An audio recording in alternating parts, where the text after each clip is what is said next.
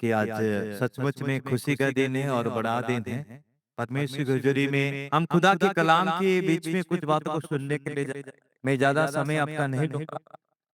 अगर आप ध्यान से इस बातों को सुनेंगे, तो आपका जीवन भी आज बड़ा होने का एक अहमियत को आप समझ पाएँगे। आज पूरे दुनिया में इस त्योहार को मनाते हैं और इस त्योहार के मनाने के समय में हमारा अलग-अलग विचार और सोच है।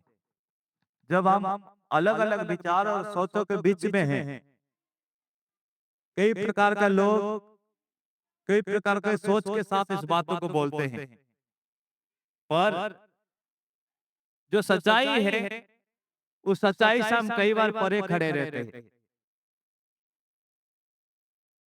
जब आप इस जगह में हैं, आपने जितने सारे कार्यक्रम को सुना है, बच्चों का डांस खुद थे, बहनों लोगों का डांस खुशी है, कुछ लोगों ने गाना गाया, कुछ लोगों ने दिल में उस उमंग के साथ लेके, कुछ लोगों ने गवाही बताया। ये साथ का वजह ये परमेश्वर का वचन है। जब आप इस वचन को सुनेंगे, वचन आपका जीवन में इसे फल लेके आएगा, आपका जीवन में, आपके परिवार में इसे खुशहाल लेके आएगा।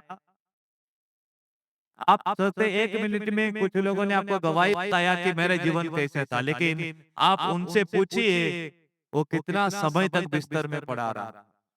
आप उनसे पूछिए उनके परिवार की हालत क्या रहा। आप उनसे पूछिए वो उस कष्ट और पीड़ा के साथ कितना समय व्यतीत किया। कई बार हमारे जीवन में जब हम दुख में होते हैं, जब आप में पीड़ा में होते हैं, जब हम उस परेशानी में होते हैं, तो ऐसे समय में हमें तसल्ली देने के लिए कोई बात नहीं, हम डॉक्टर के पास जाएंगे, हम इलाज करवाएंगे, कई प्रकार के लोग बोलते हैं, लेकिन जो पीड़ा में होते हैं उस बातों को से वही समझते हैं।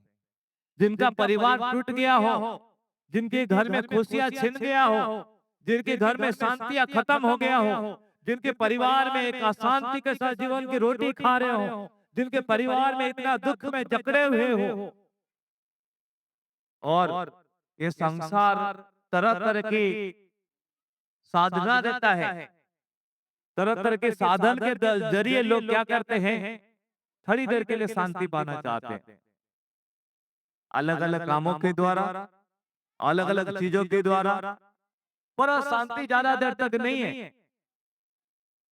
आज हम पंजाब में देखते हैं नशे में बहुत लोग ग्रसित है, किस लिए? अपने जीवन से परेशान है, अपनी माता पिता से परेशान है, अपने परिवार से परेशान है, अपने दोस्तों से परेशान है। कई प्रकार की परेशानी के कारण अपने नौकरी करके परेशान है, अपनी पढ़ाई को लेकर के परेशानी है, उस परेशानी के कारण आज लोग बुराई में जा रहे हैं। आप जानते हैं शाम के समय में कई सारे लोग मोबाइल लूटते हैं, चोरी करते हैं, उसका वजह क्या है? उनको शौक नहीं है, वो अपनी जरूरतों को पूरा नहीं कर पा रहे, वो अपनी जीवन में उस खुशियों को जो पाना चाहते हैं, वो उस बातों को अपने दोस्तों को देखते हैं जिनको नौकरी लगे, जिनके पास पैसा, उनके पास स्टेटस बनाकर चलने के लिए उनके पास कुछ नहीं है, इसलिए गलत राहों में जा रहे हैं। उनको मालूम नहीं है, अब उनको ऐसे संसार के कुछ हालत ने इस कदर बना दिया है, उनको मालूम नहीं, वो इतना जानते हैं मैं भी उन लोगों के साथ कंधे से कंधा मिला के चलूंगा जो संसार में कुछ आशा स्थिति में बैठे हुए हैं। वो इसलिए बुराई में जा रहे हैं, उनको मालूम नहीं है इस मार्ग में जाने के कारण मेरा अंत क्या है। हो सकता आप समझदार होंगे, हो सकता आप अच्छे होंगे, आप कहेंगे अरे इसका तो सजा बहुत बुरा होने वाला है, और जो कर रहा है वो बोलता है कि आज के लिए मुझे खाना मिल गया और बहुत बड़ी बात है मेरे लिए। पर आप समझना है, ये सारे बातों को बताने के समय में मैं आपको बताना चाहता हूं, आज बड़ा दिन क्यों है, आज क्रिसमस क्यों मनाते हैं। लूका के सुसमाचार 2 अध्याय उसकी 11 आयत में परमेश्वर का वचन इस प्रकार कहते हैं, आज दाऊद के नगर में तुम्हारे लिए एक उद्धारकर्ता जन्मा है। क्यों जरूरत पड़ गई आज उद्धारकर्ता की? ये क्रिसमस कोई त्योहार नहीं है जो आए नाचे गाए और झूम मचाए चले गए। ये क्रिसमस एक उद्धार का संदेश है, एक छुटकारा का दिन है, ये आपके परिवार में एक शांति का आने का दिन है, ये आपका जीवन को एक बदलने वाला बड़ा दिन है, ये आपका जीवन में एक दिशाओं को बदलने वाला एक हवा का रुख है। ये कोई साधारण दिन नहीं है, ये कोई साधारण बातें नहीं है, ये किसी धर्म किसी जाति के लिए नहीं है, ये आपका व्यक्तिगत जीवन को बदलने का दिन है। ये दिन में परमेश्वर ने जो आपसे प्रेम करते हैं उसका योजना है, क्योंकि परमेश्वर आपको प्रेम करते हैं, ये सिर्फ शब्दों में है। क्योंकि संसार में रहते हुए प्यार का परिभाषा हमारे लिए शब्दों के मात्र हो गया है।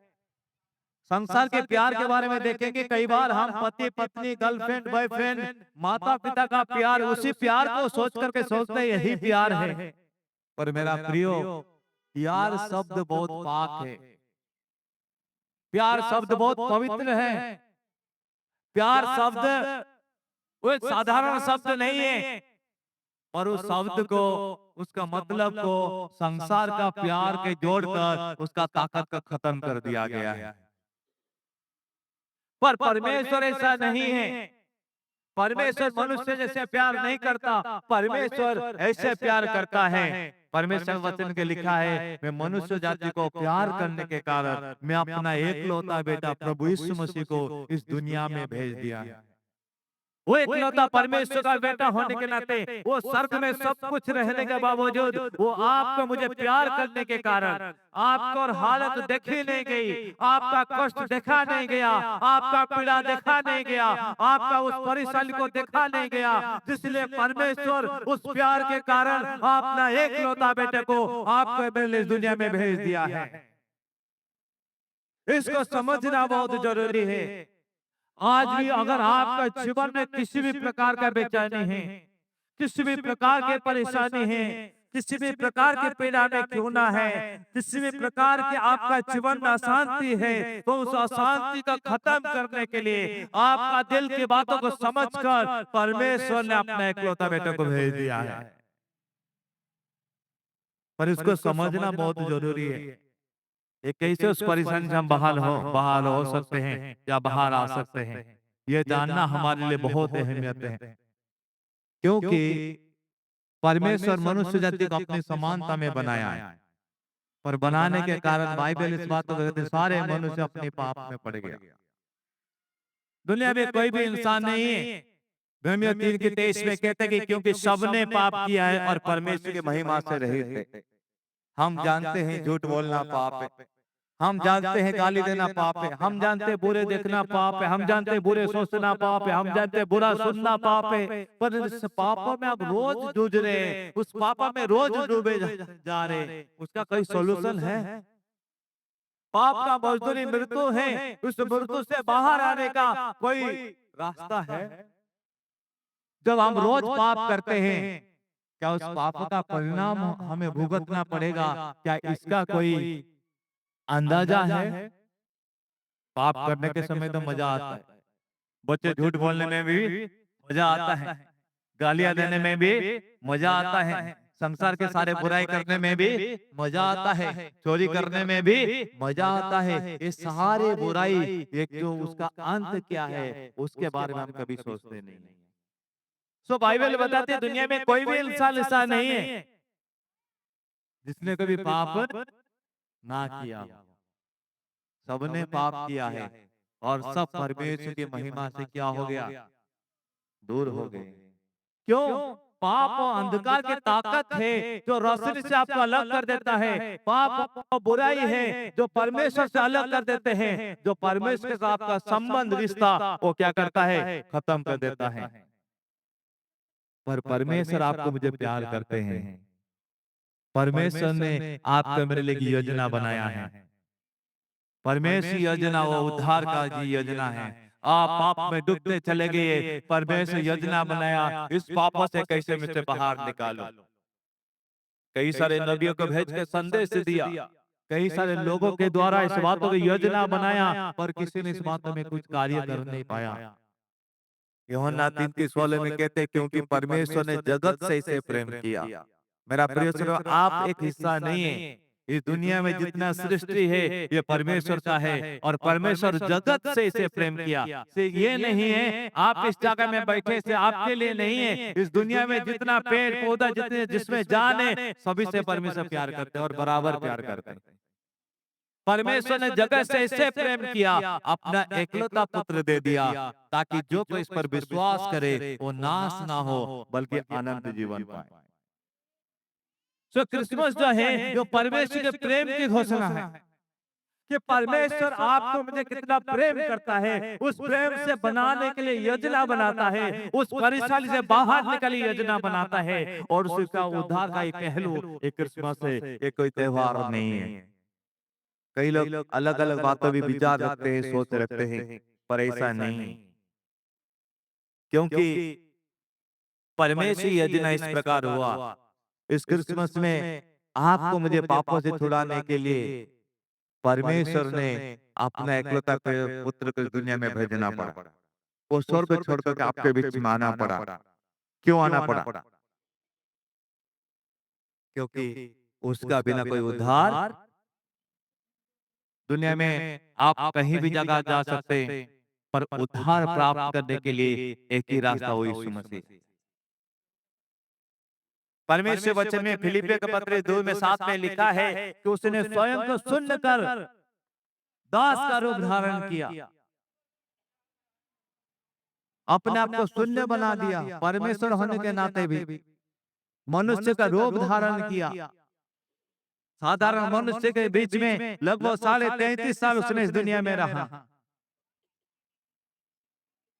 आप सोचिए, स्वर्ग से धरती तक की यात्रा और धरती में 33.5 साल रहना कितना कठिन बात होगा, जब आप और मैं एक पल बिना पाप किए रहना बड़ा मुश्किल हो जाता है। पर परमेश्वर ने उद्धार करता गृह में जन्मा है। मत्ती 1:21 में लिखा, तो उसका नाम यीशु रखना, क्योंकि वही वो अपने लोगों को पापों से क्या करेगा, उद्धार करेगा। यीशु का नाम है उसकी उस मिशन को दर्शाता है। यीशु का नाम का मतलब ही यही है कि आपको मुझे बचाने के लिए आया है। पर शैतान बहुत चालाक है, तरह तरह की योजना बनाकर आपको मन में यह बात डाल दिया, ये तो कोई धर्म है, ये तो कोई जाति है, ये तो किसी का और है, ऐसे करके बोल रहा है। लेकिन यीशु का नाम का मतलब मनुष्य जाति को पापों के उद्धार है। उसका नाम ही मिशन है, उसके नाम ही मकसद है।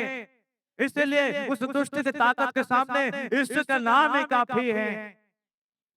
ये नामों को सभी लोग नहीं ले सकते, ये नामों को सभी लोग ग्रहण नहीं कर सकते, क्योंकि ये नाम जिसका जीवन में आ जाएगा उसका जीवन बदलना शुरू हो जाएगा, उसका जीवन में उद्धार आना शुरू हो जाएगा, उसके परिवार में शांति होना शुरू हो जाएगा, उसके जीवन में चंगाई होना शुरू हो जाएगा, उसके जीवन में परेशानी खत्म होना शुरू हो जाएगा, उसके जीवन में आनंद और आनंद से भर जाएगा। पर इस सच्चाई को ग्रहण करना लोग नहीं चाहते। जर्नी से लेकर क्रूस तक का सफर है, जन्म से नहीं, जन्म होने के बाद क्रूस के सफर तक परमेश्वर वचन में वो हमारे अपराध के कारण घायल किया गया। ये जो क्रिसमस का त्योहार है, ये सिर्फ जन्म का संदेश नहीं है, जन्म, बलिदान और उद्धार का संदेश है। ये जन्म हुआ, हमारे पापों के लिए बलिदान हुआ, और हमें छुड़ाने के लिए उद्धार का संदेश देकर करके गया। उद्धार केवल अनुग्रह से ही मिलता है। मेरे प्रियो, हम संसार में अपने पापों से छुटकारा पाने के लिए, हम अपनी कर्म से छुटकारा पाने के लिए तरह तरह चीजों को अपनाते हैं। कई बार कई प्रकार की कहानी है, मेरे पास इतना समय नहीं है। कई लोग झूठा तसल्ली देने के लिए थोड़ी देर के लिए क्या करते हैं, कुछ धार्मिक का काम करते हैं। वो सोचते हैं इस काम के कारण मेरे पाप क्या हो जाएंगे, धुल जाएंगे, पर उसमें धुलने वाला नहीं है। क्योंकि हमारे पाप धोने के लिए ऐसे कोई पवित्र जगह या ऐसे कोई पवित्र पानी, ऐसे कोई पवित्र चीजें बने नहीं है जो मेरे पापों को धुल सके। क्योंकि मेरा पाप कहाँ है? मेरे मन के अंदर में है, मेरे शरीर के अंदर में है, मेरी सोचों में है, मेरे विचारों में है। पर इस पाप को धोने के लिए कोई भी ऐसे पानी नहीं बनी है जो मेरे खून के अंदर में जाकर उसको प्यूरिफाई करके परफेक्ट बिना पाप वाला खून बना सके। परमेश्वर अपना एकलौता पुत्र प्रभु यीशु मसीह को दुनिया में भेजकर अपना शरीर के अंतिम बूंदों तक अपने शरीर से निकाल दिया कि आप और मैं दोषी ना ठहरे। उसके लहू के द्वारा आपको मुझे धर्मी बनाया गया, उसके लहू के द्वारा आपको मुझे छुटकारा दिया गया। पर ये उद्धार सब यहाँ बैठे हुए लोगों के लिए नहीं है, पूरे सृष्टि के लिए है। पहला तीमुथियुस 2:4 में कहते हैं कि वो चाहता है कि सब मनुष्य पर क्या पाए, उद्धार पाए। वो कभी अमीर गरीब को शकल देख करके नहीं कहता, या यहूदी अन्य जाति सबके लिए है, चर्च में आने वालों के लिए, चर्च में नहीं आने वालों के लिए, क्योंकि सभी परमेश्वर के हाथों के बनाए हुए हैं। सभी लोग परमेश्वर के अपने हैं, परमेश्वर की समानता में बनाए गए हैं। इसीलिए कोई जाति, कोई धर्म, कोई मजहब को देखकर परमेश्वर प्यार नहीं करता, या परमेश्वर अपने बलिदान को नहीं दिया। परमेश्वर बलिदान दिया पूरे सृष्टि के लिए। वो चाहते कि सब कोई क्या किया जाए, बचाया जाए। तो इस उद्धार का नया जीवन परमेश्वर वचन में लिखा है, यदि कोई मसीह में है तो क्या है, वो नई सृष्टि है, नया जीवन है। जब आप मसीह में आ जाते हैं, आप जीवन के बदलाव हो जाते हैं। आप कई सारे लोगों को अगर मैं अवसर दूंगा, वो बताएंगे कि अपना जीवन पुराना कैसा था और मसीह में आने का उनका जीवन में कितना बदलाव हुआ। गाली देने वाला, नशा करने वाला, बुराई में लिप्त रहने वाला, बदमाशी करने वाले, ऐसे कई लोग आकर मसीह में क्या हुआ, बदल गए। कई सारे जवान नशा छोड़कर आज मसीह की आराधना कर रहे हैं। उसका वजह क्या है? ये मसीह को जानने के कारण उनके जीवन में बड़ा बदलाव हुआ है। उसका एक ही मकसद है, परमेश्वर चाहते हैं, परमेश्वर वचन मिल गए, मन फिराओ और सुसमाचार पर विश्वास करो। यही हमारा प्रतिक्रिया होगा तो आपके जीवन में बदलाव का शुरुआत होगा। 3 बातें, पश्चाताप, विश्वास और आज्ञाकारिता। ये 3 चीजें को जब आप अपने जीवन में लागू करेंगे तो आपके जीवन में इस बातों को, परमेश्वर की इस बड़ा दिन के बदलाव को आप देख सकते हैं। कई सारे लोग कहते हैं कि आप इस कार्य को क्यों करते हैं? क्योंकि परमेश्वर के वचन में मत्ती के सुसमाचार उसका 28 अध्याय में लिखा है, परमेश्वर ने बोला, जाओ सारे जातियों के लोगों को इस संदेश को दो। ये यीशु मसीह की आज्ञा है। मैं सिर्फ विश्वास करता हूं और मैं उसकी बातों को नहीं मानूंगा, इसका मतलब उस मार्ग में क्या नहीं कर पाऊंगा, चल नहीं पाऊंगा। इसीलिए बहुत सारे लोग बोलते, क्यों आप प्रचार करते हैं? क्योंकि परमेश्वर कहा कि तू पड़ोसी को अपने समान क्या कर, प्रेम कर। क्योंकि यही संदेश है। परमेश्वर इसी प्रकार चाहता है कि मैं बचना काफी नहीं है, मेरे बहन के परिवार में दुख है, मेरे भाई के परिवार में दुख है, मेरा पड़ोस में रहने वाले में दुख है, मेरे रिश्तेदारों में लोग दुखी हैं, उनके घर में शांति नहीं है। तो परमेश्वर सारे बातों से आपको क्या करना चाहता है? छुटकारा देना चाहता है। मैं एक छोटा सा कहानी बोल के मैं समाप्त करूंगा। एक ठंडी रात थी, एक छोटा सा बच्चा अपने घर के बाहर खड़ा था। ध्यान से सुनिए। एक अभी दिसंबर का 25 कैसे ठंड है कि नहीं? थोड़ा कम है इस बार, आज का दिन कम है, आज गर्मी लग रहे हैं। तो एक ठंडी का दिन था। ऐसे ही ठंडी के दिन में, ठंडी की एक रात था, एक छोटा सा बच्चा अपने घर के बाहर खड़ा था और घर के अंदर रोशनी थी, खाना भी तैयार था और सब लोग अंदर थे, पर बच्चा कहाँ है? बच्चा बाहर खड़ा हुआ है और दरवाजा भी क्या था? खुला हुआ था। लेकिन बच्चा बाहर ही क्या रहा? खड़ा ही रहा।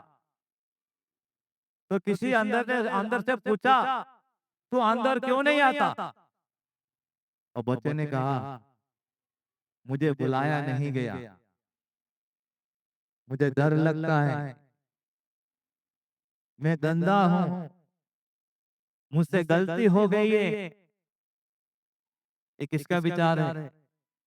उस बच्चे का सोच है। तभी ये बातों को सुनते हुए उसके पिता जो घर के अंदर था वो बाहर आया और बच्चे को क्या किया? अपनी गोदी में उठाया और घर के अंदर क्या किया? ले गया। और पिता ने उसको क्या कहा? उठाते उसको कहा, दरवाजा इसीलिए खुला है क्योंकि ये घर तुम्हारा है। मेरे प्रियो, उसका क्या मतलब समझे? क्रिसमस जो जो रात है वो ऐसा ही हुआ। यीशु दरवाजा बनकर हमारे जीवन में आए, स्वर्ग का दरवाजा हमारे लिए खुला गया। परमेश्वर वचन में प्रकाशित वाक्य 3:20 में कहते हैं, देखो मैं द्वार पर खड़ा हुआ खटखटाता हूँ, जो भी मेरे लिए द्वार खोलेगा मैं उसके अंदर आके उसके साथ क्या करूंगा? भजन करूंगा। यीशु आज भी खटखटा रहा है। यीशु आज भी आपके दरवाजे में खटखटा रहा है। आज भी बहुत सारे लोग बाहर खड़े हैं, वो अपने आप यही सोच रहे मैं बहुत बड़ा पापी हूँ। कई बार सोचते मैं यज्ञ नहीं हूँ। कई बार क्या सोचते हैं? मैं बाद में आऊंगा। पहला तीमुथियुस 1:15 में कहता है, ये विश्वास योग्य वचन है कि मसीह यीशु पापियों का उद्धार करने आया है और क्रिसमस उसका सच्चा उदाहरण है। लेकिन सबसे बड़ा गिफ्ट क्या है हमारे लिए? सबसे बड़ा गिफ्ट है, आज तुम्हारे लिए उद्धारकर्ता जन्मा है। ये गिफ्ट कमाने के लिए नहीं। कोई लोग गिफ्ट देते हैं ना प्राप्त करने के लिए, पर एक गिफ्ट तो स्वीकार करने के लिए है। मेरा प्रियो, थोड़ी देर में आपसे आप अपनी आंखों को बंद करिए, अपनी जगह में सोचिए, आपके जीवन के बारे में सोचिए, आपके जीवन की परेशानी के बारे में सोचिए, आपके घर की हालत के बारे में सोचिए, आप किस धंधे में पड़े उसके बारे में सोचिए। मैं चाहता हूं सभी लोग थोड़ी देर अपनी आंखों को बंद करें और आप किस हालत में सोचिए। क्या कई बार आपने सोचा, क्या मैं इंसान होकर गलती तो नहीं किया? क्या मैं लड़की होकर गलती तो नहीं किया कि मुझे सारे काम करना पड़ता है? क्या मैं लड़का होकर तो कहीं गलती नहीं किया? मेरे पर सारे संसार का बोझ उठाना पड़ता है, मुझे पूरे परिवार का बोझ उठाना पड़ता है। कई बार यदि आज आप कहते हैं, प्रभु मैं थक गया हूं, प्रभु मैं बाहर नहीं रहना चाहता, प्रभु मैं नया जीवन जाना चाहता हूं, तो ये पल आपके लिए है। अगर आपके जीवन में कुछ हालात में आप इस परिस्थिति में होकर के गए हैं,